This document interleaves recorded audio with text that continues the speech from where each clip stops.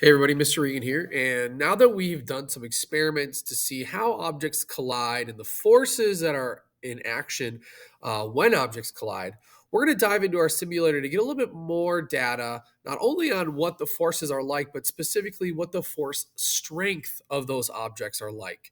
In other words, when two objects collide, do they use the same strength force acting on one another? Is it different? What does that look like? Does some have more? Does some have less? So we can understand not only what happens when objects collide, but what's going on with our space station and space pod. So as we dive into our simulator, we're going to be looking to do two important things as I break down our tasks. Number one, understand how the experiments that we're about to do in our simulator work.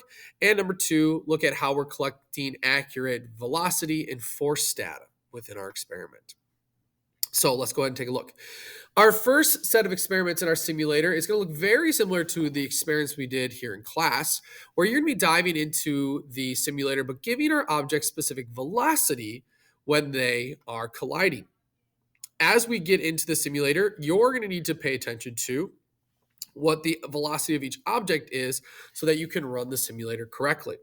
So for our first one, our first trial, we'll have an object A that's moving 5 centimeters per second to the right, and then we'll have an object B that has a velocity of 0 centimeters. So when we click on the icon, we'll be pulling up this mission here. And when we click on our objects, we'll see that object A has that velocity of 5 centimeters that we need. Object B has that velocity of 0 centimeters that we need as well. From here, if you notice, both objects have the same mass, as we talked about before, and you're going to run the experiment and let that collision happen. From here, you'll go to the Analyze page, and this is where we really need to pay attention to what's going on. We're going to need to draw back our progress bar here at the very bottom and see what's going on with that collision. So once they collide, we now have our force arrows that show what forces are being applied to both object A and object B. And this data here is what we need for our data table. So let's go ahead and look at our data table. For the first set of information, similar to our experiment, we need to figure out what the velocity effect was on object A. So we're going to need to watch object A. Did it speed up? Did it slow down after the collision? Did it change direction? We're going to be picking one of these based on what we observe happen.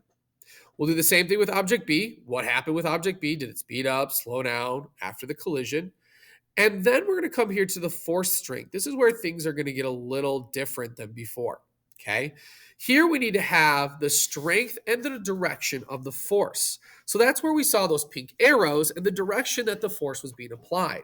So we need to see what direction and amount of force was A applying in the collision, and then what force direction and amount was object B applying. So you might be like, I don't know, maybe it's 20 units to the right for this one, and maybe this one was 30 units to the left, whatever your experiment and whatever the simulator shows.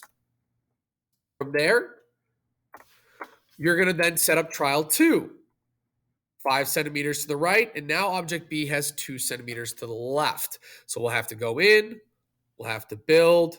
We have the 5 centimeters, and now it's going to have 2 centimeters to the left, and we'll have to run this experiment. Okay, doing the same thing, running it, analyzing it, and using that data to help fill out the next row, and so on. This first set of data in our simulator here is going to be all about objects with the same mass. Then you're going to go into here. This is task number 9, and we're going to be looking at objects with different masses and see what's happening with the forces in our collision and the strength of the force as objects collide. These two experiments are going to be run incredibly similar to one another, if not the exact same, with the only difference being whether or not the objects have the same mass, which is task 8, and different mass, which is task 9.